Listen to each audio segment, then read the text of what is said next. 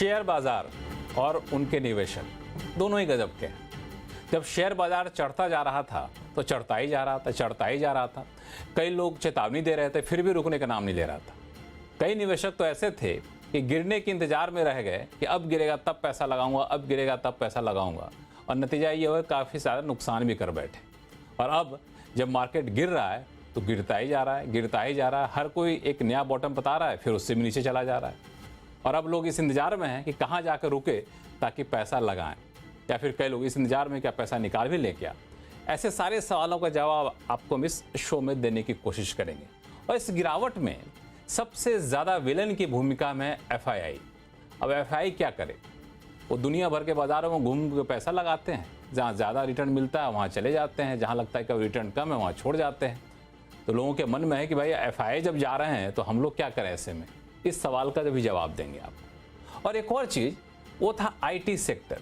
बड़ी उम्मीद थी कि इस सेक्टर के इस क्वार्टर के जो रिजल्ट आएंगे तो बेहतर होंगे, उससे एक क्यू मिलेगा मार्केट को, निवेशकों को सेंटीमेंट सुधरेगा।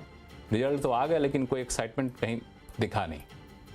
अब ले दे के बसता था एक IPO, MSME तक का IPO, जिस कंपनी का कोई ठौर ठिकाना नहीं, उसकी IPO कई गुना सब्सक्राइब होते थे, कई गुना रिटर्न दे गए रातों रात। लेकिन जब सबसे बड़ा IPO आया तो उसको बहुत ही ठंडा रिस्पॉन्स मिला। अब लोग ये सोच रहे हैं कि IPO का मामला ठंडा पड़ गया हमेशा के लिए क्या? इसका भी जवाब देंगे।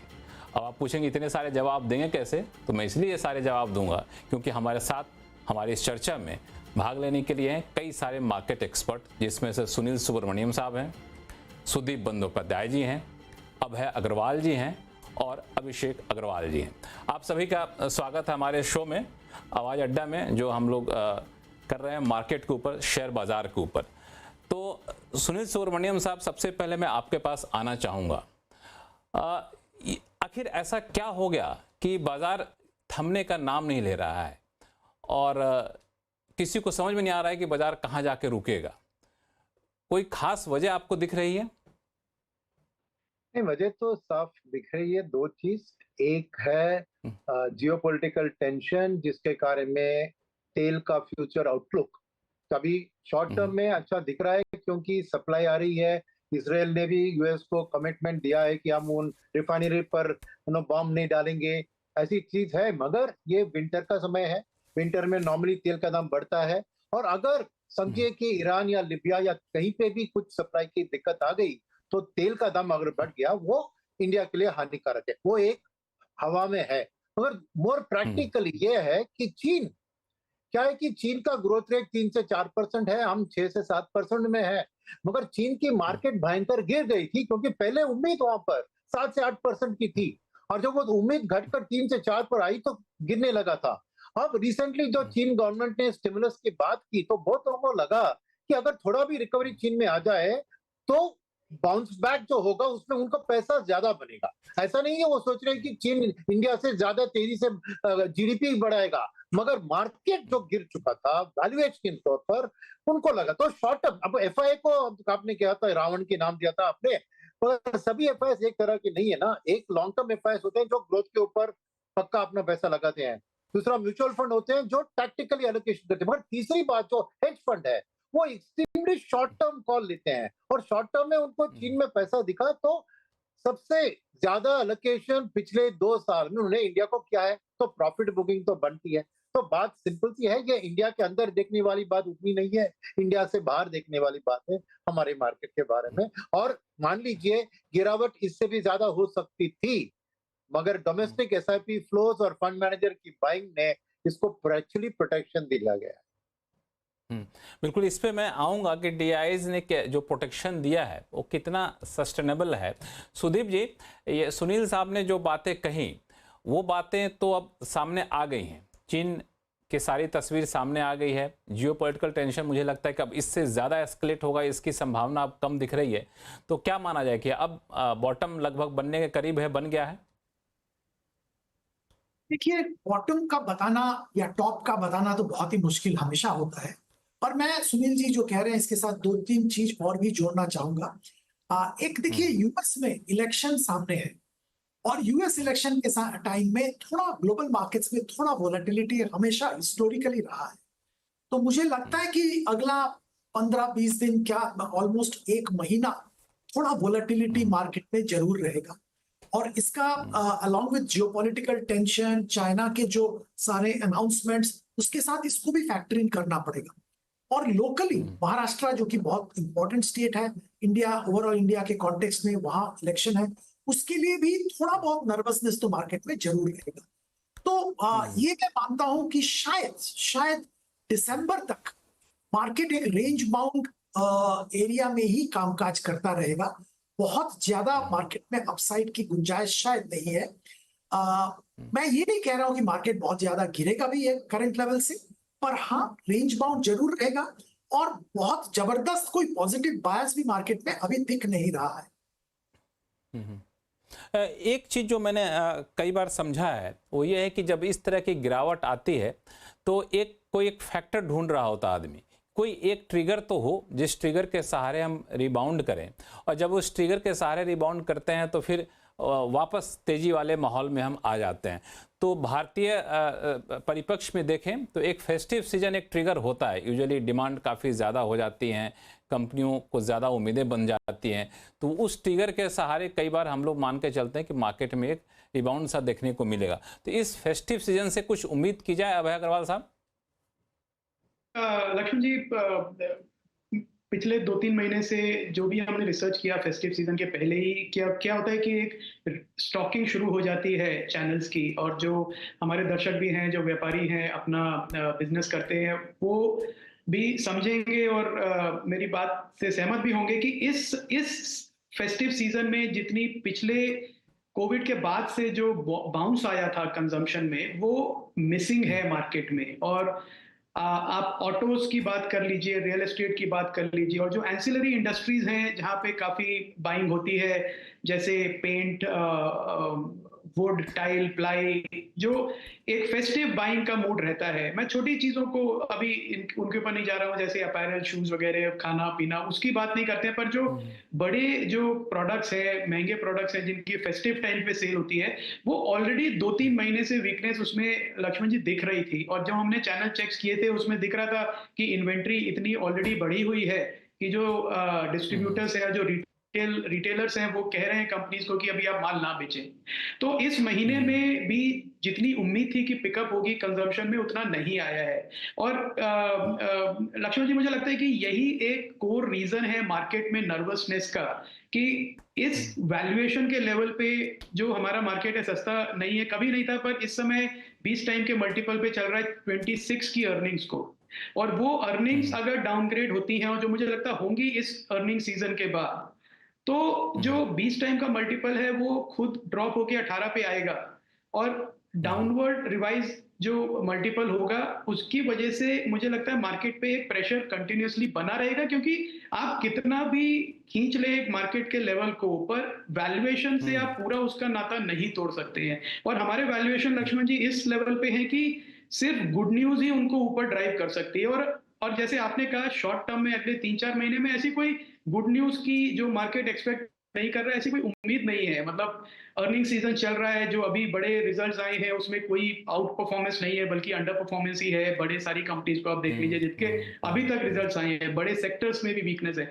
तो मुझे लगता है जो आपने पहला सवाल पूछा था लक्ष्मण जी की मार्केट में वीकनेस क्यों है, वो इसलिए है कि कोई गुड न्यूज नहीं है जो जस्टिफाई करे हाई वैल्यूएशंस को।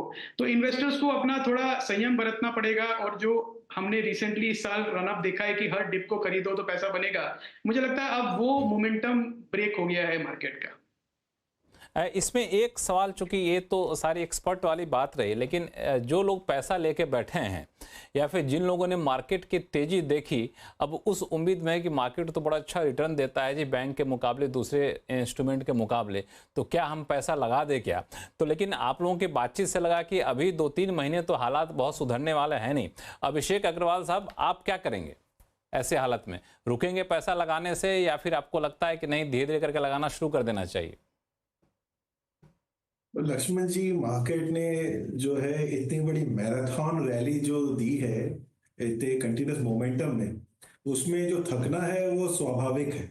सो मुझे इस समय की करेक्शन को लेके कोई सरप्राइज नहीं है, क्योंकि इस शो पे मल्टीपल टाइम्स इसी पैनल के साथ हमने कई बार चर्चा की है कि बहुत सारे फैक्टर्स जो है वो अहेड ऑफ फंडामेंटल्स जा चुके हैं। उसमें से जैसे अभी जी ने कहा कि एक तो डेफिनेटली वैल्यूएशन जो कंफर्टेबल कहीं से भी नहीं लग रहा है। अगेन मेरे जो बाकी पैनलिस्ट है सुधीर जी, उन्होंने भी जैसे कहा कि एट द मोमेंट जिस तरह से सप्लाई आ रही है एफआईएस की, so that is going to create the pressure. क्योंकि अभी आपके सामने अगर ऑल्टरनेटिव मार्केट है चाइना जैसा, जहां पे इतनी लंबे टाइम तक ऑन द कॉन्ट्री ऑपोजिट चल रहे थे, वो बेयर मार्केट में चल रहे थे, अब एकाएक वहां पे बाइंग इंटरेस्ट आ गया बिकॉज वहां की गवर्नमेंट ने भी कुछ ऐसे एक्शंस लिए जो उनकी इकोनॉमी को रिवाइव करते हैं और उनके मार्केट्स को बूस्ट करते हैं। तो हमने खुद ही देखा है कि पिछले 1 महीने में या 1.5 महीने में चाइना के मार्केट्स ने मैसिव रिबाउंड किया है, एनएफआई का सब बहुत बड़ा पैसा वहां पे भी जा रहा है। सो स्वाभाविक है कि हमारा मार्केट स्ट्रेच्ड है और एक उन्हें ऑल्टरनेटिव अपॉर्चुनिटी पैसे बनाने की मिल रही है, तो एक जगह से मार्केट से पैसे उठ रहे हैं, दूसरी जगह डिप्लॉय हो रहे हैं। उस कंडीशन में इवन दो कि हमारे डोमेस्टिक इनफ्लोज इतने स्ट्रांग हैं और अभी भी हम देख रहे हैं एसआईपी की डेटा को जो 24,500 करोड़ हर महीने अब आ रहे हैं, जो कि हर महीने पिछले महीने से ज्यादा बढ़ रहे हैं, ये सारे पॉजिटिव तो है। बट क्योंकि मार्केट में अभी तक कोई भी बड़ा मीनिंगफुल करेक्शन नहीं आया, या ये मैं कहूं कि कोई भी मीनिंगफुल करेक्शन सस्टेन ही नहीं हुआ क्योंकि मार्केट इतना जल्दी रिबाउंड कर गया, इस बार ऐसा लग रहा है कि शायद कंसोलिडेट मार्केट करेगा और एटलीस्ट 1 से 2 क्वार्टर लग सकते हैं जहां ये मार्केट रेंज बाउंड रहेगा। सो इस रेंज बाउंड मार्केट में जल्दबाजी करना एंट्री लेने के लिए वो मैं रिकमेंड नहीं करूंगा, क्योंकि होता ये है कि रेंज बाउंड मार्केट में भी जहां स्टॉक स्पेसिफिक वैल्यूएशन स्ट्रेस्ड है वहां पे आपको स्टीप करेक्शन देखने को मिल सकती है। एंड ऐसे बहुत सारे पॉकेट्स है मार्केट में जहां पे हमने इस तरह की कुछ फ्रेंजी देखी है। एंड मुझे लग रहा है कि रेंज बाउंड मार्केट में होते हुए भी ऐसा हो सकता है कि स्टॉक स्पेसिफिक करेक्शन आप काफी बड़ी देख सके। तो इससे बेहतर है कि कुछ समय रुक जाए, पैसे को आप टेम्परेरी कोई लिक्विड फंड या एफडी कर लें, एंड जब मार्केट में सही समय होगा तब आप वापस समझते हुए करंट सिचुएशन को फिर आप डिप्लॉय करें। मार्केट में लॉन्ग टर्म में पैसा बनेगा, बट प्राइस भी एंट्री बहुत इंपॉर्टेंट होती है। अगर आप थोड़े महंगे में फंस गए तो उससे रिकवर करना जो है वो आसान काम नहीं है। एंड मार्केट अभी फिलहाल जो है ऐसी कोई खास बहुत बड़ी करेक्शन नहीं दी है, टॉप से खाली 5% ही गया है। एंड टिपिकल करेक्शन जो हमने सब जानते हैं कि इवन बुल मार्केट में जो करेक्शन आते हैं वो 15 से 20% भी हो सकते हैं। मैं ये नहीं कह रहा हूँ कि हम इतने बेरिश हैं, but at the same time these are the past track record of the market and हम इसे डिनाई नहीं कर सकते। सो थोड़ा केयरफुल होने की तो जरूरत है। बिल्कुल, मुझे लगता है कि आप जो कह रहे हो बिल्कुल स्मार्ट शॉपर आपको होना पड़ेगा कि सही दाम पर सही माल मिल जाए, ये कोशिश करिए।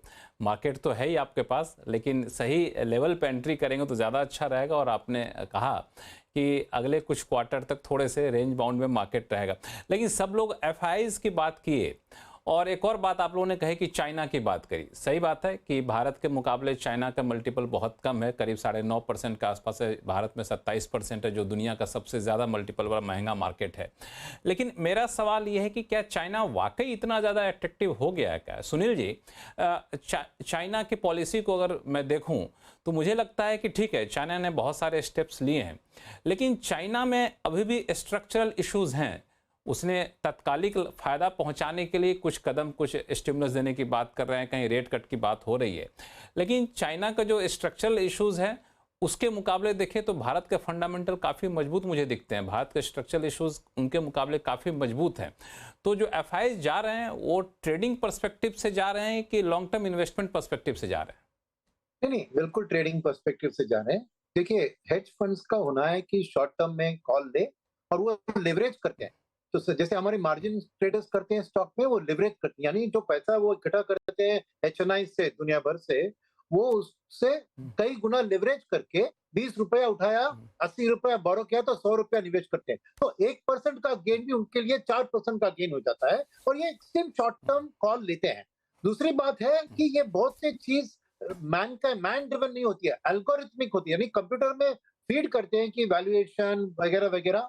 और जब होता है ना, उनके पास एक और बात है कि स्टॉप लॉस और बुक प्रॉफिट्स दोनों के फिल्टर्स होते हैं। तो मेरे ख्याल में चाइना में शॉर्ट टर्म में पैसा बन गया तो प्रॉफिट बुक करके तब तक अगर इंडियन मार्केट में थोड़ी भी करेक्शन आ गई तो वापस इंडिया आने में उनको दिक्कत नहीं होगी।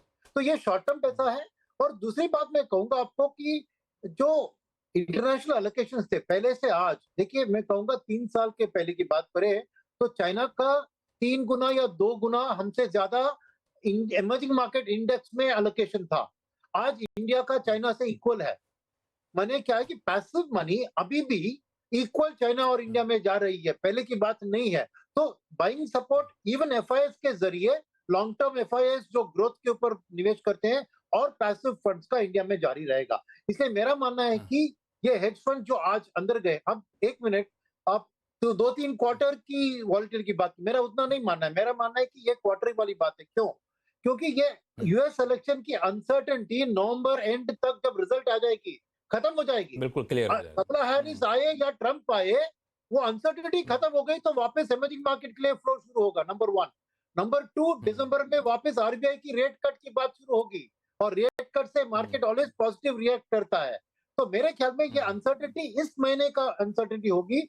इवन एज अर्ली एज दिसंबर फर्स्ट वीक में मार्केट में एक वापस रुझान पॉजिटिव आने की क्षमता है। तो मैं 3-4 क्वार्टर की बात, आपकी बात को नहीं मानता हूं। शॉर्ट टर्म में वॉलिटिलिटी रहेगा। और तीसरी बात मैं कहूंगा कि मानते हैं कि ये फेस्टिवल सीजन के नंबर अच्छे नहीं दिख रहे हैं और उम्मीद भी जैसे उन्होंने कहा रिटेल से, मगर सोच फंड मैनेजर्स की होती है इस क्वार्टर, क्योंकि ये सीजनल क्वार्टर है। वो देखेंगे गाइडेंस जो कंपनियां बेच अपने इन्वेस्टर के कॉन कॉल में बता रही है अगले साल के बारे में, वो इस क्वार्टर को छोड़िए, अगले साल का आउटलुक कैसे बता रहे हैं उसके ऊपर FY26 का वैल्यूएशन जो आज 26 पे चल रहा है वो उसके बेसिस पे डिसाइड होगा। तो शायद मेरे ख्याल में अगर गाइडेंस कुछ सेक्टर से अच्छे आ गए तो इवन एज अर्ली एज दिसंबर मार्केट में आप अच्छी बाउंस बैक देख सकते हैं। बिल्कुल, तो दिसंबर तक बाउंस बैक आने की संभावना सुनील जी बता रहे हैं। सुदीप जी, ये जो एफआईज वाली बात निकल कर आ रही है कि शॉर्ट टर्म के लिए एफआईज जा रहे हैं, ट्रेडिंग पर्सपेक्टिव से जा रहे हैं, लेकिन आंकड़े मुझे लगता है कुछ और ही बयां कर रहे हैं। आंकड़े देखें तो इस साल जो एफआईज के बिक्री हैं वो अक्टूबर में तो सारे रिकॉर्ड तोड़ दिए, करीब 75,000 करोड़ रुपए के बिक्री किया है इन लोगों ने। इससे कम थोड़ी सी बिक्री, यानी कि इससे पहला जो रिकॉर्ड था वो तब का था जब कोविड का स्तर हुआ करता था, जब मार्च 2020 में मैं देख रहा हूँ 65,000 करोड़ का, जून 2022 में 60,000 करोड़ रुपए का। लेकिन इतना ज़्यादा रिकॉर्ड सेलिंग करना कुछ ऐसी बात तो नहीं है जो हम लोग नहीं समझ पा रहे हैं, नहीं स्मेल कर पा रहे हैं, एफआईज ने स्मेल कर लिया है? ऐसा तो बहुत कुछ नहीं है, पर मैं एक चीज आपको बताना चाहूंगा जो कि जैसे आपने भी जिक्र किया, इंडियन मार्केट सबसे ज्यादा एक्सपेंसिव मार्केट दुनिया में बन गया है और इतना जबरदस्त रैली होने के बाद थोड़ा बहुत प्रॉफिट बुकिंग होना absolutely par for the course है। और एफआईआईज की अगर बात करें, वो फंड मैनेज करते हैं, सुनील साहब तो एक्सपर्ट थे उसमें, तो फंड वालों को बीच बीच में प्रॉफिट बुक करना बहुत जरूरी होता है। तो अब देखिए दिसंबर आ रहा है और जैसे हम जानते हैं कि फंड जो ग्लोबल फंड्स है उनका दिसंबर ईयर एंड होता है, तो इस सीजन में उनके लिए प्रॉफिट बुक करना जरूरी होता है बहुत सारी चीजों के लिए, इंक्लूडिंग फंड मैनेजर्स के जो रेम्यूनरेशन होता है, बोनस होता है, वो सब चीज के लिए। तो थोड़ा बहुत बिकवाली इंडियन मार्केट जहां पे कि बहुत सारे प्रॉफिट पे वो बैठे हुए हैं, वो आना ही था। इसके साथ चाइना का जो एक शॉर्ट टर्म अपॉर्चुनिटी जुड़ गया है। यूएस मार्केट की भी अगर बात करें, यूएस मार्केट भी देखिए 6-7 स्टॉक आप ऊपर वाले छोड़ दीजिए, बाकी जो मार्केट है यूएस के वो भी एक अच्छा वैल्यूएशन पे अवेलेबल है। तो जो एफआईआई जो निवेश कर रहा है दुनिया भर में, उसके लिए निवेश करने की अपॉर्चुनिटी है, वो इतना हाई वैल्यूएशन वाले शेयर्स बेच के कम वैल्यूएशन के ग्लोबल कंपनीज में खरीदारी कर रहे हैं, मे बी यूएस में जो कंपनीज है वहां पे खरीदारी कर रहे हैं। इसके कारण यूएस के इंडेक्स में एक अच्छा खासा बैलेंस्ड रैली अब देखने को मिल रहा है, जो कि पहले देखा जाता था सिर्फ ऊपर वाले 7 स्टॉक रैली होता था और बाकी स्टॉक्स लैंग्वेज करते थे, अब वो थोड़ा थोड़ा करके चेंज हो। चाइना तो है ही। तो ये मुझे लगता है कि ये सारा चीज, एक तो एफआईआईज के लिए प्रॉफिट बुक करने की जो एक आवश्यकता रहता है ईयर एंड में, वो चाइना का जो स्टिमुलस और चाइना मार्केट बहुत सस्ता होना, तीसरा यूएस मार्केट में अट्रैक्टिव अपॉर्चुनिटी उभर के सामने आना, ये सारा फैक्टर है जो कि एफआईआईज को बेचने के लिए मजबूर कर रहा है। पर ये मैं जरूर कहूंगा ये टर्म ट्रेंड है, ये शॉर्ट टर्म ट्रेंड है। जो स्ट्रक्चरल लॉन्ग टर्म इन्वेस्टर्स हैं वो इंडिया में अभी भी अपॉर्चुनिटी ढूंढ रहे, निवेश कर रहे हैं।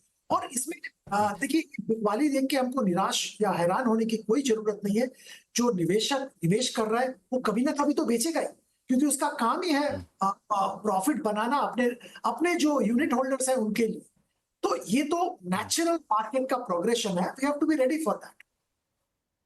बिल्कुल, ये आपने बड़ा सही कहा, जिन्होंने पैसा लगाया वो तो प्रॉफिट तो बुक करेंगे ही करेंगे, लेकिन आम निवेशक की हालत तो ये है कि अपना पोर्टफोलियो खोलते हैं और लालम लाल दिखते हैं, फिर तुरंत बंद कर देते हैं कि रहने दो जी, अभी नहीं देखना, जब थोड़ा सा ग्रीन होगा तो दिखेंगे। उस ग्रीन के इंतजार में अभी बैठे हुए हैं। अभय अग्रवाल साहब, ऐसे रिटेल निवेशक या आम निवेशक जो हो क्या करें? वो भी कुछ प्रॉफिट बुक करके निकल जाएं या फिर रुके रहें, या फिर जैसे सेक्टोरल रोटेशन हो रहा है कई जगह हम देख रहे हैं, उस तरह से सेक्टोरल रोटेशन भी करें अपने पोर्टफोलियो में? आप क्या सुझाव देंगे? देखिए लक्ष्मण जी, एक जो जानी मानी बात है और प्रूवन बात है, जो मार्केट पार्टिसिपेंट्स हैं, एक्सपर्ट्स हैं, हमारे पैनल पे सारे ही हैं, वो ये है कि अगर आपने एक अच्छा पोर्टफोलियो बनाया है और आप एक लॉन्ग टर्म इन्वेस्टर हैं जिसको ये फर्क नहीं पड़ता कि मैं रोज देखूं हरा है कि लाल है, तो इंडिया जैसे मार्केट में आप अपना इन्वेस्टमेंट अच्छी कंपनी में बना के रखें, आपको डेफिनेटली जो भी दूसरी इन्वेस्टमेंट क्लासेस हैं जैसे रियल एस्टेट है या बुलियन है, उन सबसे बेटर रिटर्न मिलेगा। ये इस बात की मेरे ख्याल से मेरे सारे जो पैनल पे मेंबर्स हैं वो भी सहमत रहेंगे, और ये देखा है हमने। आप 10 साल का ट्रेंड देख लीजिए, 20 साल का देख लीजिए, 30 साल का देख लीजिए। पर शॉर्ट टर्म में कहना बड़ा मुश्किल होता है कि अगर एक महीने के लिए मार्केट करेक्ट हो गया 5-5.5% या 10% भी, जैसे अभिषेक ने कहा 15% भी करेक्शन होना कोई बड़ी बात नहीं है, पर वो करेक्शन होता है, एक बेस बनता है, वापस एक प्लेटफॉर्म बन के वापस फिर एक ऊपर की तरफ जाता है मार्केट। तो मेरी एडवाइस उन रिटेल इन्वेस्टर्स को जो मार्केट और कंपनीज को रेगुलरली स्टडी नहीं कर पाते हैं क्योंकि अपने काम में बिजी हैं, मेरा उनसे यही कहना होगा कि देखिए, अगर पोर्टफोलियो में स्पेक्युलेटिव स्टॉक्स नहीं है, ऐसे स्टॉक्स हैं जो कंपनीज की अर्निंग विजिबिलिटी क्लियर है और आप उनके बिजनेस के बारे में समझते हैं, या आपके म्यूचुअल फंड में इन्वेस्टमेंट्स हैं, उनको ज्यादा ट्वीक मत करिए, क्योंकि क्या है, फिर आप एक गोल दायरे में भागते रहेंगे। जब मार्केट ऊपर जाएगा तो आप बढ़ाएंगे, नीचे आएगा तो आप कम करेंगे। उससे अच्छा है कि जो अपना एलोकेशन है उसको बना के रखें। ये एक वेल्थ मैनेजमेंट, एक सेविंग मैनेजमेंट की तरह है इक्विटी मार्केट। इसको रोज रोज देख के या हर हफ्ते देख के, हर महीने देख के परेशान होने की जरूरत मुझे नहीं लगता है। आप अगर आप इक्विटी में इन्वेस्ट कर रहे हैं तो कम से कम भी 3 साल से 5 साल का व्यू लेके करें।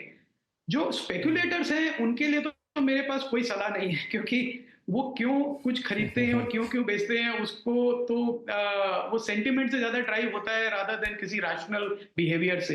तो लक्ष्मण जी, जो रियल, मैं 2 पार्ट में डिवाइड करूंगा आपका सवाल का जवाब। एक जो रियल इन्वेस्टर्स हैं, लॉन्ग टर्म इन्वेस्टर्स, उनको कुछ करने की जरूरत नहीं है, अपने पोर्टफोलियो को बना के रखें। जो स्पेकुलेटर्स हैं वो जाके देखें कि वो कितना रिस्क ले सकते हैं अगर मार्केट में करेक्शन आए, तो उनकी क्या एबिलिटी है एक पेपर लॉस ले सकने की, और उसी के बेसिस पे अपना एलोकेशन डिसाइड करें। बिल्कुल, मैं आप ही की बात को आगे बढ़ा रहा हूं अभिषेक अग्रवाल साहब के पास चल के। अभिषेक जी, हम लोगों ने देखा कि ठीक है, मार्केट अपने रास्ते से गिरता जा रहा है, चढ़ता जा रहा है, लेकिन बाजार में नए निवेशकों के आने का सिलसिला जारी है। एसआईपी के जरिए निवेश करने वालों की संख्या लगातार बढ़ रही है। अभी एसोसिएशन ऑफ म्यूचुअल फंड वालों का डेटा मैं देख रहा था, तो वहाँ पे देखा कि एसआईपी के रिकॉर्ड अकाउंट खुल रहे हैं। अब ऐसे लोग जो हैं, उसमें एक डेटा और भी निकल के सामने आ रहा है कि लोग इक्विटी स्कीम में पैसा निकाल रहे हैं, गिरावट आ रही है। मल्टी कैप फंड में ज़्यादा दिलचस्पी दिखा रहे हैं। तो ऐसे में जो लोग पैसा लगा रखे हैं अपने एसआईपी में, क्या अपने पोर्टफोलियो को थोड़ा सा रिजिक करें उस हिसाब से कि अब तो हो गया, जिसको जितना बढ़ना था बढ़ गया, अब थोड़ा सा मैनेज करके चलना है? उसके 2 पार्ट कर लेते हैं लक्ष्मण जी इस क्वेश्चन को। कि पहली बात हम कर रहे हैं नए इन्वेस्टर्स जो मार्केट से जुड़ रहे हैं। टिपिकली जब इकोनॉमी बढ़ती है एंड लोगों के पास जब वेल्थ बनने लग जाती है, स्पेशली वो वेल्थ जब वो मिडिल क्लास, जो सबसे बड़ी इकोनॉमी वहीं से चलती है किसी भी देश की, हमारी भी वहीं पर है, तो फिर वो एवेन्यूज ढूंढते हैं कि हम हमारी वेल्थ को ग्रो कैसे करें।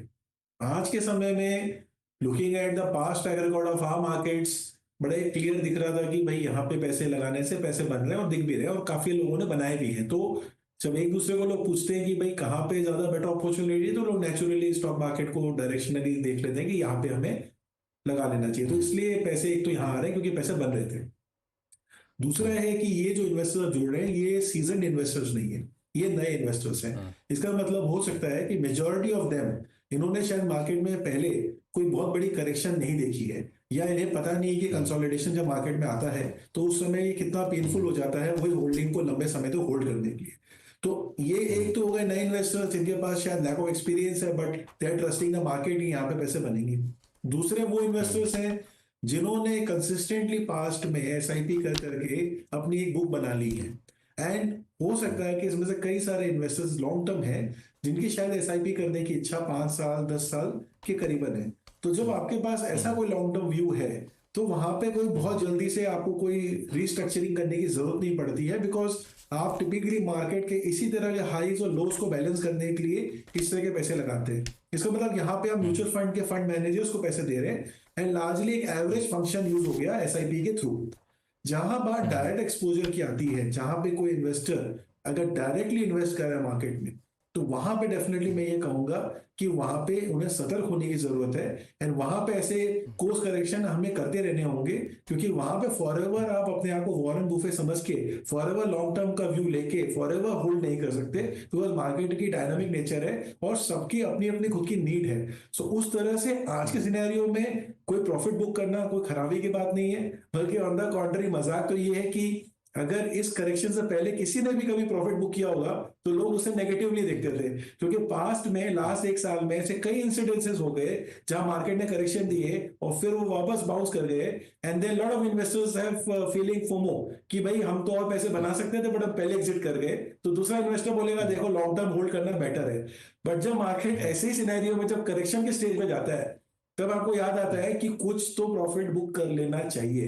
तो जब एफआई स्मार्ट मूव कर रहा है, एंड जैसे कि अभी सुधीर जी ने खुद ही कहा है कि भाई टिपिकली साल का एंड उनका दिसंबर में होता है, एंड सीजन फंड मैनेजर्स के अपने खुद के मैंडेट्स होते हैं, तो वो प्रॉफिट बुकिंग करते हैं, तो अगेन वो कर रहे हैं, इसका मतलब दुनिया में प्रॉफिट बुकिंग करना खराबी नहीं होती है, थोड़ा थोड़ा कर लेना चाहिए। अभी के मार्केट में भी मुझे लग रहा है कि अपॉर्चुनिटी है, थोड़े कैश में रहना कोई खराबी की बात नहीं है, मार्केट हमेशा अपॉर्चुनिटी देता है, थोड़ा पेशेंस दिखाएंगे तो दोनों तरफ रिवॉर्ड करता है। बिल्कुल, ये आपने सही कहा कि मार्केट हमेशा आपको एक मौका देता है। अब उस मौके को कैसे आप इनकैश करते हैं इस पर काफ़ी कुछ निर्भर करता है, और थोड़ा बहुत प्रॉफिट बुक कर सकते हैं। लेकिन सुनील जी, मैं आपसे पूछूं कि अगर अभी आपके हिसाब से इस मार्केट में सेक्टर के हिसाब से देखें तो कौन सा सेक्टर सबसे ज़्यादा ल्यूक्रेटिव दिख रहा है आपको? टाइम फ्रेम बताइए जरा जी, मेरी आवाज़ आ रही है टाइम आपको? फ्रेम बताइए ना, उस हिसाब से सेक्टर चुन सकते हैं ना। हाँ, अब आपकी आवाज़ अब आएगी, बताइए क्या बोल रहे थे आप? आपकी आवाज़ आ नहीं रही थी मुझे। इसका टाइम फ्रेम बताने की जरूरत है, क्योंकि हाँ, टाइम, हाँ, अगर कोई लॉन्ग टर्म इन्वेस्टर हो, कम से कम 4 साल 5 साल के लिए पैसा लगाना चाहता हो, अभी इस मार्केट कंडीशन में घुसना चाहता हो, तो किस सेक्टर पर ज़्यादा भरोसा करे? मैं कहूंगा कि बीएफएसआई सेक्टर पे। इसके कारण यह है अच्छा। कि बीएफएसआई खाली बैंकिंग नहीं है, बैंकिंग के अंदर ही आपको लार्ज प्राइवेट सेक्टर बैंक है, small private sector bank, PSU small finance bank है, फिर एनबीएफसीज भी आते हैं, माइक्रो लेंडिंग इंस्टीट्यूशंस आते हैं, फिर वेल्थ मैनेजमेंट के broking counters, wealth managers, asset management, insurance, ये सब है। तो ये बहुत डाइवर्सिफाइड प्ले है। और इकोनॉमी में एक बात सही है कि इंडिया की नॉमिनल जीडीपी ग्रोथ 12 से 15% में बढ़ रही है, तो पर कैपिटा जीडीपी भी आगे बढ़ेगी, तो डिस्पोजेबल सरप्लस लोगों के हाथ में बढ़ता जा रहा है। तो वेल्थ मैनेजमेंट और ये जैसे देख रहे हैं एसआईपी बुक, तो उस साइड से भी बीएफएसआई को बेनिफिट मिलेगा। Eight the same time infrastructure और कॉर्पोरेट एक्सपेंशन की डेवलपमेंट में बैंक्स का भी लेंडिंग का हाथ बहुत होगा। अब रिसेंटली बैंकिंग सेक्टर उतनी नहीं चली है, बिकॉज कुछ सारे डाउट्स आ गए, निम्स के ऊपर प्रेशर की बात है, म्यूचुअल फंड के ऊपर पैसा बैंक से हटकर जा रहा है, आरबीआई ने भी रिटेल पे कुछ रेस्ट्रिक्शन डाला, इसीलिए बैंकिंग सेक्टर पे उतना आपने रुझान नहीं था, उतना एक आउटलुक नहीं था। मगर एक मीडियम टर्म आउटलुक में मैं मानता हूं कि इकोनॉमी की ग्रोथ के साथ बीएफएसआई का ग्रोथ बहुत बढ़िया होगा। तो मेरे ख्याल में बेस्ट सेक्टर होगा लॉन्ग टर्म इन्वेस्टर के लिए बैंकिंग एंड फाइनेंशियल सर्विसेज, पूरा वाइड सेक्टर है ये, उसी में मैं अपना। बिल्कुल सुदीप जी, आपसे मैं पूछूंगा, चूंकि सेक्टर की बात इसलिए कर रहा हूं चूंकि लोग जो पैसा लगाना चाहते हैं सीधा सवाल का जवाब चाहते हैं कि पैसा हमें लगाना है, बताओ कहां लगाना, वहां लगा देते हैं। तो कंपनी का नाम नहीं, सेक्टर के हिसाब से आपसे पूछूं कि 2 सेक्टर जिस पे मैं आपसे कमेंट चाहूंगा। एक है इंफ्रास्ट्रक्चर, चूंकि नई सरकार जब से आई इंफ्रास्ट्रक्चर पर काफ़ी ज़्यादा फोकस कर रही है, कैपेक्स काफ़ी ज़्यादा बढ़ा रही है, इसको कैसे आप देख रहे हैं? और दूसरा यह है कि पिछले कुछ सालों में पीएसयू सेक्टर ने काफ़ी अच्छा रिटर्न दिया था, लेकिन अब ऊपर से काफ़ी हद तक नीचे गिर चुके हैं। 30 से 40% का करेक्शन आ चुका है। तो पीएसयू से अब दूर रहना चाहिए कि नहीं, इस गिरावट के बाद अब घुसने का समय आ गया है? देखिए, जो इंफ्रास्ट्रक्चर सेक्टर है उसमें कोई निवेशक को 4-5 साल के लिए निवेश करना है, जो सवाल आप कर रहे थे, तो वहां पे तो मैं सबसे जो दिग्गज कंपनी है वहीं पे खरीदारी की सलाह दूंगा। लार्सन टुब्रो, कोई दिक्कत नहीं है, बहुत अच्छा परफॉर्मेंस कर रहा है, ऑर्डर बुक बहुत तगड़ा है, और भी ऑर्डर मिल रहा है, मिलेगा भी। ऑर्डर इंटरनेशनल ऑर्डर 1/3 है, और मार्जिन प्रोफाइल चेंज हो रहा है। जो सब्सिडियरीज है वो भी बहुत अच्छा कामकाज कर रहे हैं। तो यहाँ पे तो बेझिझक हाइड्रोकार्बन, जो कि पहले मतलब इतना बड़ा बिजनेस नहीं था, अब बहुत बड़ा बिजनेस बन गया है, और वहां पे बहुत जबरदस्त ऑर्डर फ्लो है। तो सब मिला के यहाँ पे बेझिझक लंबी अवधि के लिए निवेश किया जा सकता है। दूसरा, जो आपने पीएसयू का बात कहा, ओवरऑल पीएसयू बोल के मैं नहीं देखता हूं, मैं सेक्टर वाइज देखना चाहता हूं। और यहाँ पे एक सेक्टर हमारा बहुत फेवरेट है, वो है पावर। पावर सेक्टर में एक स्ट्रक्चरल इंप्रूवमेंट, स्ट्रक्चरल चेंज आया है, और इसके चलते सारे पावर रिलेटेड स्टॉक्स में बहुत अच्छा ट्रैक्शन देखने को मिला है। तो यहाँ पे भी मैं लंबी अवधि के लिए जो दिग्गज कंपनी है एनटीपीसी, वहां पे खरीदारी की सलाह दूंगा। सरकारी कंपनी है, पीएसयू है, पर यहाँ पे भी जो सब्सिडियरी एनटीपीसी ग्रीन का आईपीओ आ रहा है आने वाले दिनों में, कामकाज बहुत अच्छा चल रहा है, इंडिया का सबसे बड़ा पावर प्रोड्यूसर है, और इनका बैकवर्ड फॉरवर्ड लिंकेजेस बहुत अच्छे हैं। और जो ट्रेडिशनल एनर्जी कंपनी होने के साथ साथ इन्होंने एक बहुत अच्छा ग्रीन एनर्जी बिजनेस भी खड़ा कर लिया है, जो कि सब्सिडियरी है और जिसका आईपीओ आने वाला है। ओवरऑल हम मानते हैं कि यहाँ पे भी निवेशक लंबी अवधि के लिए निवेश कर सकते हैं। चूंकि रिन्यूएबल की बात बार बार चल रही होती है, तो पावर सेक्टर की जब आप बात कर रहे हैं सुदीप जी, रिन्यूएबल सेक्टर को लेके क्या ऐसे ही राय है कि नहीं, वहां थोड़ा सा आप कंजर्वेटिव रहेंगे? आपने रूरल सेक्टर की जिक्र किया, रिन्यूएबल सेक्टर की। रिन्यूएबल में भी हमारा व्यू पॉजिटिव है, पर रिन्यूएबल्स में ऐसा है कि वैल्यूएशन थोड़ा स्ट्रेच लग रहा है। आप जो रिन्यूएबल सेक्टर्स की जो कंपनी है वहां पे वैल्यूएशन थोड़ा स्ट्रेच लग रहा है, इसीलिए मैं स्पेसिफिक रिन्यूएबल कंपनी में अभी खरीदारी की सलाह नहीं दे रहा हूँ लंबी अवधि के लिए। और इसमें बहुत सारे पहलू ग्लोबली रिन्यूएबल जो सेक्टर के जो कंपोनेंट्स हैं उसके प्राइसेस गिर रहे हैं। इंडिया में वहां पे अभी भी ट्रैक्शन है, पर कितना देर रहेगा, कौन सा रिन्यूएबल सेगमेंट सक्सेसफुल होगा, ये बताना मुश्किल है। तो स्पेसिफिक रिन्यूएबल कंपनीज में मैं अभी ध्यान देने के लिए नहीं कहूंगा। बिल्कुल, अभी कोई ध्यान देने की बात है। अभय जी, आपका आजकल कहाँ फोकस चल रहा है, किस सेगमेंट पे ज्यादा पैसा लगा रहे हैं और अपने क्लाइंट का पैसा लगवा रहे हैं? देखिए, 2-3 सेक्टर्स हैं जिसपे हम पिछले, मैं कहूँगा 6 महीने से बुलिश हैं, और धीरे धीरे रिसर्च भी काफी करी है और देख रहे हैं उसमें ऑलरेडी पॉजिटिव रिटर्न्स भी। एक है सबसे बड़ा, उसमें जो एक रिबाउंड हमने देखा है वो है इंश्योरेंस सेक्टर में। इंश्योरेंस में क्या हुआ, पिछले 4-5 साल से एकदम साइडवेज गए हैं लीडिंग स्टॉक्स भी, और वो इसलिए कि स्ट्रक्चरल प्रेशर्स थे इन स्टॉक्स पे, वैल्यूएशंस भी काफी एलिवेटेड थी। पर अब फाइनली जो ग्रोथ मिसिंग थी वो वापस आ रही है। वो इसलिए आ रही है कि एक सरकार का फोकस है कि प्रोटेक्शन जो है वो आम जनता को प्रोवाइड करा जाए, लाइफ का, हेल्थ का, नॉन हेल्थ का, प्रॉपर्टी का। तो इस हिसाब से जो भी लीडिंग कंपनीज हैं इस स्पेस में, मुझे लगता है अगले 5 साल तक काफी अच्छा बिजनेस करेंगी, और उसका पूरा फायदा इन्वेस्टर्स को मिलेगा, और वैल्यूएशन भी बहुत रीजनेबल है इस समय। तो एक पेशेंट इन्वेस्टर्स के लिए insurance, life, non life, health, तीनों सेक्टर्स बहुत अच्छे हैं। दूसरा एक हमारा फोकस रहा है फार्मास्यूटिकल स्पेस पे, और अगेन एक ऐसा स्पेस है जो कि साइडवेज करेक्शन से गया है, पर इसमें 2 तबके हैं लक्ष्मण जी। एक तो जो एक्सपोर्ट करती है हमारी कंपनीज, बड़ी कंपनीज हैं जैसे दिवीज है, डॉक्टर रेड्डीज है। ये कोई मेरी बाय रिकमेंडेशंस नहीं है, पर मैं सेक्टर बताने के लिए नाम ले रहा हूँ। ऐसी कंपनीज के लिए एक काफी पॉजिटिव एनवायरनमेंट है, स्पेशली यूएस में, क्योंकि यूएस में जेनरिक्स की शॉर्टेज है, तो इन कंपनीज के पास एक प्राइसिंग पावर वापस आ रहा है। दूसरी, इनकी प्रोडक्ट पाइपलाइन भी बहुत अच्छी है। तो फार्मास्यूटिकल एक ऐसा स्पेस है, और इसमें सेकंड पार्ट है जो डोमेस्टिक मार्केट है, वहां पे भी पिकअप है। डोमेस्टिक कॉन्ट्रैक्ट मैन्युफैक्चरिंग कंपनीज है काफी, जो उसमें 3 लिस्टेड भी है।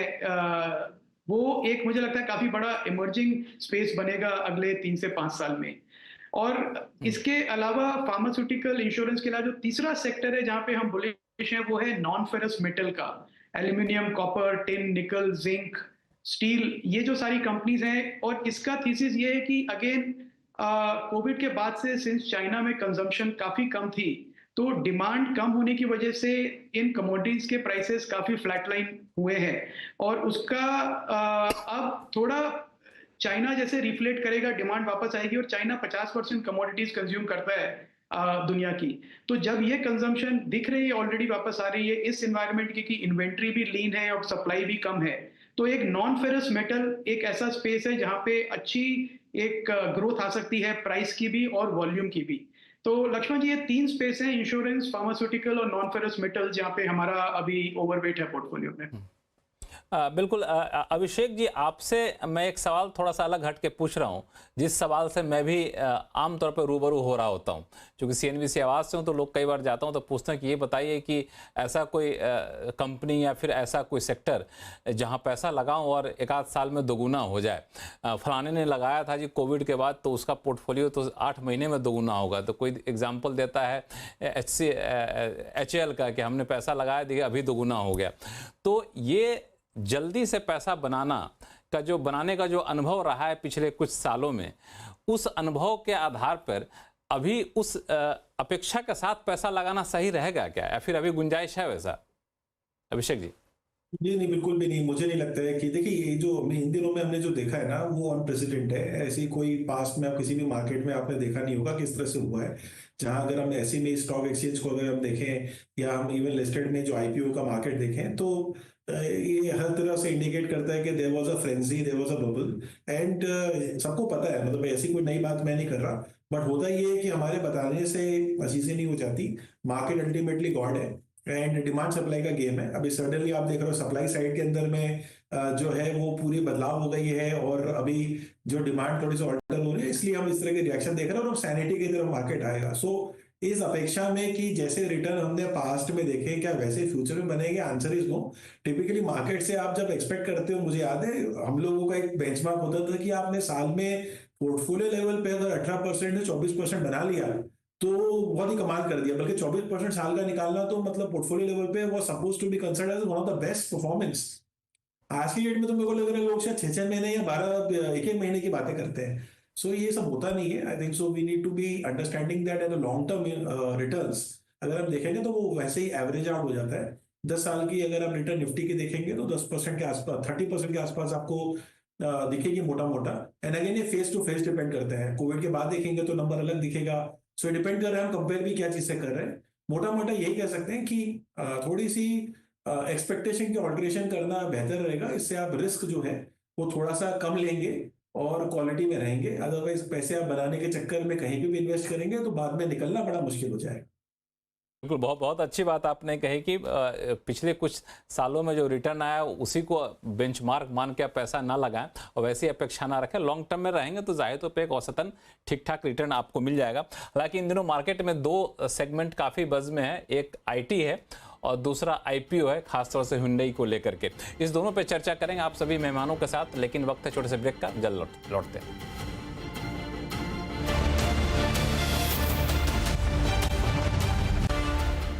ब्रेक के बाद एक बार फिर से आपका स्वागत है और हम लोग चर्चा कर रहे हैं कि मार्केट के इस गिरावट के बीच में निवेशक क्या करे, गिरावट का इंतजार करे या फिर कहीं पैसा डाले, इसकी गुंजाइश है क्या। और इस गिरावट में एक और जो चीज़ सबसे ताज़ा जुड़ गई है वो है आईटी कंपनियां। दरअसल जब इनके Q1 के रिजल्ट आ रहे थे तो था कि चलो अगला जो क्वार्टर का रिजल्ट आएगा वो एक अच्छा गाइडेंस देगा और वहाँ से एक पता चलेगा कि हम लोग वाकई रिकवरी के मूड में हैं। लेकिन मुझे लगता है कि आईटी कंपनियों का सॉफ्टवेयर बहुत ज़्यादा अपडेट हो नहीं पा रहा है। सुनील जी, क्या माजरा है? दरअसल स्थिति तो उल्टा हो रहा है। जो बड़ी कंपनियां थी चली भी कम, गिर रही हैं ज़्यादा। मिड कैप कंपनियां थी चली भी खूब ज़्यादा, गिर भी कम रही हैं। आईटी कंपनियों को क्या किया जाए? नहीं, मैं कहूंगा कि देखिए, आईटी एक सेफ्टी सेक्टर है, तो किसी के पोर्टफोलियो में डाइवर्सिफिकेशन तौर पर एक सेफ्टी का कंपोनेंट होना चाहिए, वो आईटी। क्या है कि कोविड के बाद सडनली वो तेजी आ गई थी तो ग्रोथ सेक्टर बन गई थी, मगर ये लॉन्ग टर्म ट्रेंड नहीं है। आईटी ऑलवेज एक बोरिंग सेक्टर है, सिंगल डिजिट अर्निंग्स आएगी और उनकी एम्प्लॉय एट्रिशन ये वो लेकर साथ चलेगी। नंबर 1, ये क्यों सेफ्टी सेक्टर है, इसके ऊपर ये बात है कि ये इंडिया ऊपर डिपेंडेंट नहीं है। ये पूरे यूरोप, यूएस सभी कंपनियों को अपना प्रोडक्ट सप्लाई करती है, तो एक उनका पोर्टफोलियो डाइवर्सिफाइड होता है। तो एक वो इंडिविजुअल कंट्री रिस्क से थोड़ा डाइवर्सिफिकेशन किया। सेकेंड, इंडेक्स में वो एक की कंपोनेंट होता है आईटी। तो इसके कारण पैसिव फंड जो आते हैं वो ऑलवेज आईटी में खरीदारी करते हैं, तो ज्यादा गिरावट नहीं आती। तो आईटी के ऊपर आप जब उनको हेल्दी सिंगल डिजिट देखें, और जब अब मैंने जो बात देखी है रिसेंट रिजल्ट्स में, उसमें एट्रिशन लेवल कम हो गई है, अभी 12% लेवल तक एट्रिशन। तो ये बहुत इंपॉर्टेंट फैक्टर होता है, क्योंकि एट्रिशन अगर 18% 20% जाता है ना, तो उनकी प्रॉफिटेबिलिटी पे इंपैक्ट आती है। तो मेरे ख्याल में ये आईटी के नंबर जो आए हैं, जो अच्छे आए हैं, मगर क्या है कि मार्केट ने ये एंटिसिपेट करके और तेजी आ गई आईटी के स्टॉक में। तो आने वाले दिन में मैं समझ रहा हूँ कि उनकी ईपीएस अच्छी बढ़ेगी, मगर शायद स्टॉक प्राइस में एक बहुत बड़ा छलांग नहीं देगा। तो इसलिए आप एक सेफ्टी सेक्टर के तौर पर उसमें निवेश रहिए, उसको ज्यादा भी करने की जरूरत नहीं है, कम भी करने की जरूरत नहीं है। बिल्कुल आपने सही कहा कि डाइवर्सिफाई पोर्टफोलियो रखना है तो कुछ रखिए। बहुत डबल डिजिट रिटर्न की बात यहाँ पे करना थोड़ा सा आपकी अपेक्षा पे पानी फेर सकता है। सुदीप जी, आईटी सेक्टर के बारे में एक चीज़ कहा जाता है कि जब रुपया कमज़ोर होता है, डॉलर मजबूत होता है, तो उनके मुनाफे बेहतर होते हैं। लेकिन हमने देखा तो इस पर ट्रेंड रिवर्स हो गया। रुपया कमज़ोर भी हो रहा तब भी आईटी सेक्टर पे बहुत ज़्यादा उसका असर दिख नहीं रहा है। क्या ग्लोबल मार्केट अभी भी जो इनके कह सकते हैं बायर हैं, एक्सपोर्ट जहाँ पे लोग करते हैं अपने सर्विस को, वहाँ अभी भी वो डिमांड नहीं आ रही है और यही वजह है आईटी कंपनियाँ बेहतर परफॉर्म नहीं कर पा रही? लक्ष्मण जी, आईटी कंपनीज अच्छा परफॉर्म करेंगे जरूर, ये मेरा विश्वास है। पहली बात है, जब भी यूएस में ब्याज दरें कम होती है तो आईटी सेक्टर में एक मोमेंटम वापस आता है। हमेशा से हिस्टोरिकली अगर आप देखेंगे तो यूएस में ब्याज दरें कम होना चालू हो गया और भी कम होगा। तो इस माहौल में बीएफएसआई सेगमेंट पर्टिकुलरली यूएस में बहुत अच्छा कामकाज करेगा। दुनिया भर में यही होता है, ब्याज दरें जब कम होता है बीएफएसआई का बिजनेस बढ़ता है। तो यूएस में भी ये हो रहा है, होना चालू हो गया। तो इंडिया की जो आईटी कंपनीज बीएफएसआई के तरफ फोकस्ड है, जैसे एम्फेसिस का मैं जिक्र करूंगा, इन्फोसिस का मैं वो बात करूंगा, बहुत सारे ऐसे आईटी कंपनीज हैं जिनका इनकम में बीएफएसआई सेगमेंट का इनकम बहुत बड़ा हिस्सा है। तो उनका परफॉर्मेंस इमीडिएटली अच्छा होना चालू करेगा। और आने वाले दिन पे मैं ये भी उम्मीद करता हूं कि यूएस में जो सॉफ्ट लैंडिंग हो रहा है इकोनॉमी का, जो बहुत सारे ऐसी शंका थी कि रिसेशन होगा, इकोनॉमी ग्रोथ बंद हो जाएगा, वो नहीं हुआ और यूएस इकोनॉमी बहुत स्ट्रांग ग्रो कर रहा है। और इसका बहुत बड़ा बेनिफिट इंडियन आईटी कंपनीज को मिल रहा है और भी आने वाले दिनों में मिलेगा। कोई शंका की बात नहीं। हाँ, ये बात जरूर है कि आपको वैल्यूएशन का ध्यान रखना पड़ेगा, कौन सा शेयर खरीदना है उस पर थोड़ा सोच विचार करके खरीदना पड़ेगा। पर ओवरऑल आईटी सेक्टर का फ्यूचर, आईटी सेक्टर का पोटेंशियल, आईटी सेक्टर का प्रॉस्पेक्ट आज के दिन में बहुत अच्छा लग रहा है मुझे। चूंकि आपने बात यहाँ तक पहुँचा ही दी कि थोड़ा सा वैल्यूएशन देख के आपको सोच समझ के खरीदना होगा, तो अगर दर्शक जो सीधे तौर पे ये जानना चाहें कि अभी जो आईटी कंपनियों के रिजल्ट आए हैं उसके बाद हमें किस आईटी कंपनी में एंटर करना चाहिए, स्मॉल कैप में, मिड कैप में या फिर लार्ज कैप में, या फिर कंपनी के नाम अगर बता सके तो दर्शक के लिए बड़ा ही यूजफुल होगा। ये देखिए, लार्ज कैप में जो नतीजे आए हैं उसके बाद मैं ये कहूंगा कि विप्रो एक ऐसा कंपनी है जिसने अच्छा नतीजा दिया है। उन्होंने फोरकास्ट बहुत कंजर्वेटिव दिया है, ये मुझे लगता है इसके कारण थोड़ा बहुत गिरावट आया था, फिर रिकवरी भी हुआ है। तो अगर आपको बेट करना है तो विप्रो पे बेट कर सकते हैं। दूसरा, जैसे मैं अभी जिक्र कर रहा था, बीएफएसआई में तगड़ा ग्रोथ आएगा, कंज्यूमर फेसिंग सेक्टर्स में तगड़ा ग्रोथ आएगा और इन्फोसिस इन सेक्टर्स में से जुड़ा हुआ है, तो इन्फोसिस में भी अच्छा ग्रोथ की संभावना है। तो जो लार्ज कैप आईटी है, दिग्गज आईटी है, उसमें इन्फोसिस और विप्रो पे ध्यान दें। इसका मतलब ये नहीं है कि टीसीएस या एचसीएल टेक में कोई खराबी है, पर रिलेटिवली बात कर रहे हैं हम यहाँ पे। और छोटे मझोले जो कंपनीज हैं उसमें मैं ये मानता हूं कि जो सेक्टर इकोनॉमी के बहुत अच्छा चल रहा है और उस सेक्टर से जो जुड़ा हुआ आईटी कंपनीज है उस पर ध्यान दे। जैसे ट्रैवल टूरिज्म दुनिया भर में बहुत अच्छा चल रहा है और ट्रैवल टूरिज्म से जुड़ा हुआ जो आईटी कंपनीज है, जैसे मैं एग्जांपल के तौर पे बताना चाहूंगा रेडगेन टेक्नोलॉजीज, ये ट्रैवल टूरिज्म रिलेटेड आईटी बनाता है, तो यहाँ पे ध्यान दें। और परसिस्टेंट सिस्टम्स, टाटा टेक्नोलॉजीज, जो कि जो ऑटोमोबाइल में जो डिजिटाइजेशन हो रहा है, इलेक्ट्रॉनिक कंपोनेंट्स बढ़ रहे हैं, यहाँ पे काम करते हैं। इन कंपनीज पे ध्यान दीजिए क्योंकि यहाँ पे भी जबरदस्त काम। तो बिल्कुल ये सारी कंपनियां जहां पे आप ध्यान दे सकते हैं। अभय अग्रवाल साहब और अभिषेक जी, आप दोनों संक्षिप्त में पूछूंगा कि जो सुदीप जी ने अपना नज़रिया रखा आईटी सेक्टर को लेकर के, क्या आप लोग भी इसी नज़रिए से सहमत हैं या फिर आपका कुछ अलग नज़रिया है? ये सवाल मैं इसलिए भी पूछ रहा हूं क्योंकि आईटी सेक्टर में एक बात है कि बहुत तेज़ी से वहाँ पे चीज़ें बदल रही हैं, वहाँ पे जो स्किल है वो अलग तरीके से बदल रही हैं। तो कई बार ऐसे सवाल उठे थे, जो बड़ी कंपनियां स्किल को समय के हिसाब से अपडेट करने में नाकाम रही, छोटी मझोली कंपनियां ज़्यादा तेज़ी से स्किल को अडॉप्ट कर लिया। तो इस तरह का सवाल उठ रहे हैं। ऐसे में सुदीप जी के बातों से कितने सहमत हैं अभय अग्रवाल साहब? देखिए, हमारे पोर्टफोलियो में आईटी का पिछले साल भर से अंडरवेट है, और वो इसलिए है कि जो बड़ी कंपनीज है, जो service companies, IT service company जिनको हम कहते हैं, जो सुदीप जी ने भी जिनके नाम लिए, उनका एक बिजनेस मॉडल अभी प्रेशर में है। वो उनका पूरा बिजनेस बना हुआ है टाइम एंड मटेरियल बिलिंग पे, जिसमें जितने लोग वो ज़्यादा हायर करते हैं उनको घंटे के हिसाब से प्रोजेक्ट की प्राइसिंग करके बिलिंग करते थे, और उस हिसाब से उनका मार्जिन बनता था। अब जो कस्टमर्स हैं यूएस में, अब वो यूज्ड टू हो रहे हैं फिक्स प्राइसिंग की बेसिस पे। उनको ये फर्क नहीं पड़ता कि आपकी कॉस्ट क्या है और आपने कितने लोग लगाए हैं। उनका कहना है कि आप जो मेरा काम कर रहे हैं उसका प्रोजेक्ट कॉस्ट कितना आएगा, मेरे को ये बताइए, और उस बेसिस पे बिडिंग होती है। तो ये जो चेंज है पूरे कस्टमर के बिहेवियर का अब हमारी कंपनीज के लिए, ये उनको चेंज करना अपना बिजनेस मॉडल, इसमें समय लगेगा। मुझे लगता है साल भर और लगेगा, और इसीलिए ये 2-3-4% के लिए रेवेन्यू ग्रोथ के लिए गाइड कर रही है। और हमारे जो इन्वेस्टर हैं लक्ष्मण जी, हम नहीं चाहते कि हम उनका इक्विटी इन्वेस्टमेंट करें जहां पे कंपनी खुद कह रही है कि 3% का 4% का ग्रोथ आएगा, और उस कंपनीज को हम 25 से 30 टाइम का पी मल्टीपल दें। क्योंकि अगर वो पी मल्टीपल भी उतना रहता है, वो तो बढ़ेगा नहीं इस एनवायरनमेंट में, और कंपनी की ग्रोथ 3-4% की है जो मैनेजमेंट खुद कह रहा है, तो फिर उसमें 3-4% के रिटर्न के लिए हम क्यों इन कंपनीज में इन्वेस्ट करें, ये बात मेरे को समझ में नहीं आती है। दूसरी तरफ है छोटी और मिड साइज आईटी कंपनीज। मुझे लगता है पोटेंशियल वहां पे ज्यादा है, क्योंकि वो छोटी कंपनीज हैं तो वो प्रोडक्ट बेस्ड प्राइसिंग ऑलरेडी कर रही है, तो उनका जो ग्रोथ है वो मुझे लगता है बड़ी कंपनी से ज्यादा फास्ट होगा, और वहां पे अपॉर्चुनिटीज ज्यादा है इन्वेस्टर्स के लिए बनिस्बत जो बड़ी कंपनीज है आईटी सर्विसेज स्पेस में।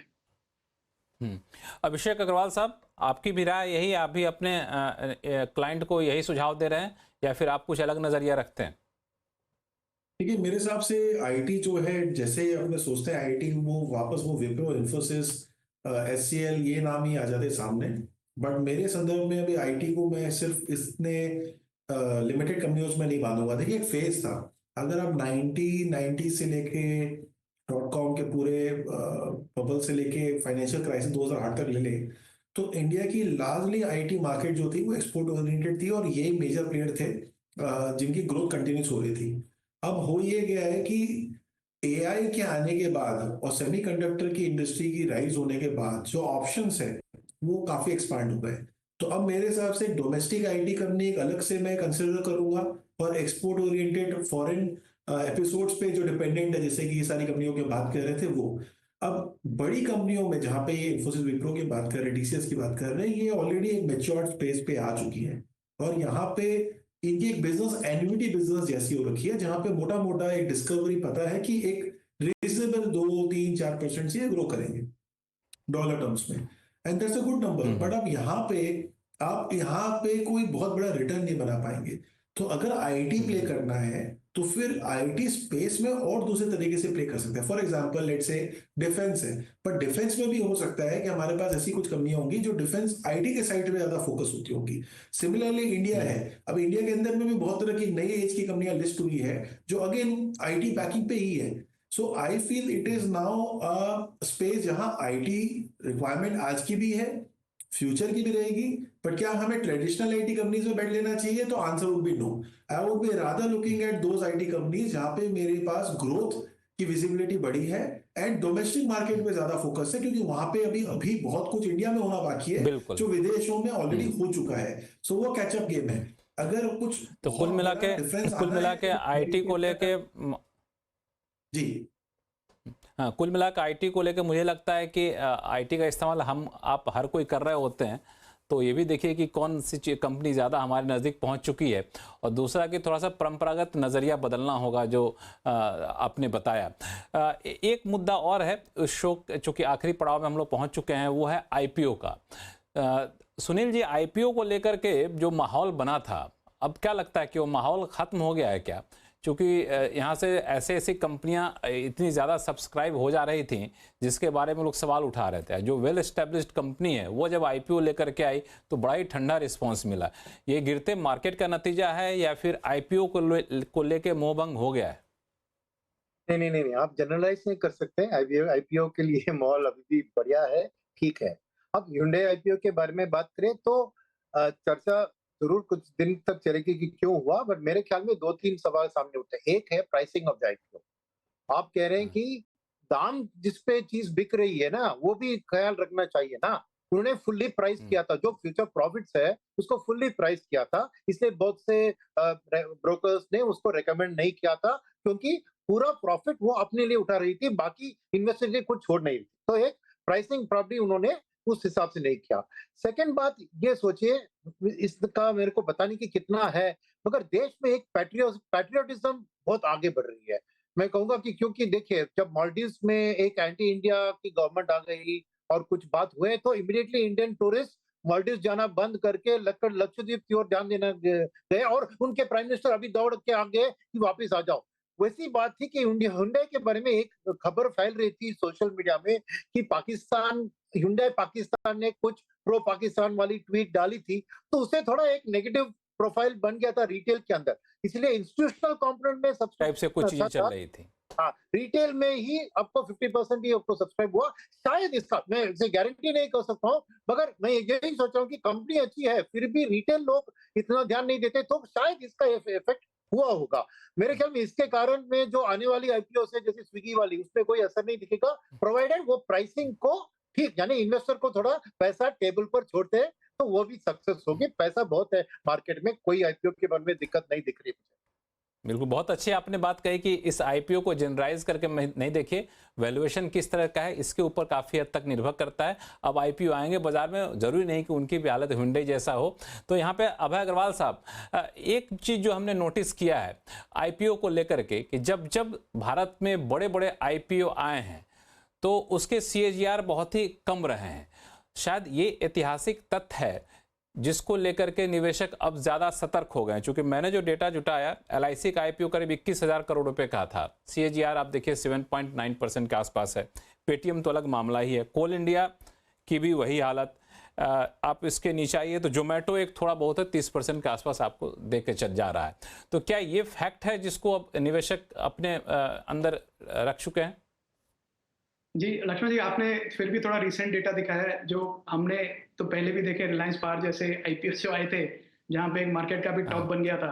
तो और ये Hyundai का आईपीओ भी बड़ा एक इंटरेस्टिंग केस स्टडी है, क्योंकि इसमें आप देखिए आईपीओ का सब्सक्रिप्शन इतना बड़ा हुआ नहीं, और जो रिटेल कैटेगरी है उन्होंने आधा टाइम ही सब्सक्राइब किया, HNI ने भी नहीं किया पूरा अपना पोर्शन, और एक QIB जो है, जो इंस्टीट्यूशनल इन्वेस्टर्स है, उन्होंने ही ओवर सब्सक्राइब किया, जिसकी वजह से आईपीओ सेल थ्रू हुआ।